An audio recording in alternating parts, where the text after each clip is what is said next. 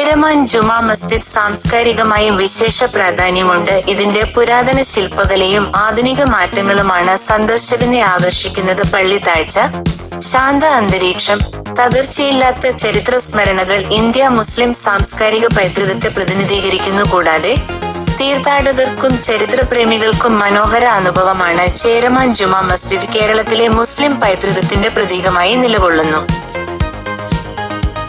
ചേരമാൻ ജുമാ മസ്ജിദ് കേരളത്തിലെ ഏറ്റവും പഴക്കം ചെന്ന മുസ്ലിം പള്ളിയാണ്. ഇന്ത്യയിലെ ആദ്യ മുസ്ലിം പള്ളി എന്ന വിശേഷതയുമുണ്ട്. 7-ാം നൂറ്റാണ്ടിൽ കൊടുങ്ങല്ലൂരിൽ സ്ഥാപിതമായ ഇത് കേരളത്തിലെ മുസ്ലിം സമുദായത്തിന്റെ തുടക്കത്തിന്റെ അടിസ്ഥാനം. പള്ളിയുടെ ശില്പകല, കല്ല് നിർമ്മിതി, പുരാതന രൂപം എല്ലാം ചരിത്രത്തെ സൂചിപ്പിക്കുന്നു. ഇതിലെ പ്രാർത്ഥനശാല, മിനാരങ്ങൾ സന്ദർശകർക്ക് ആകർഷകമാണ്.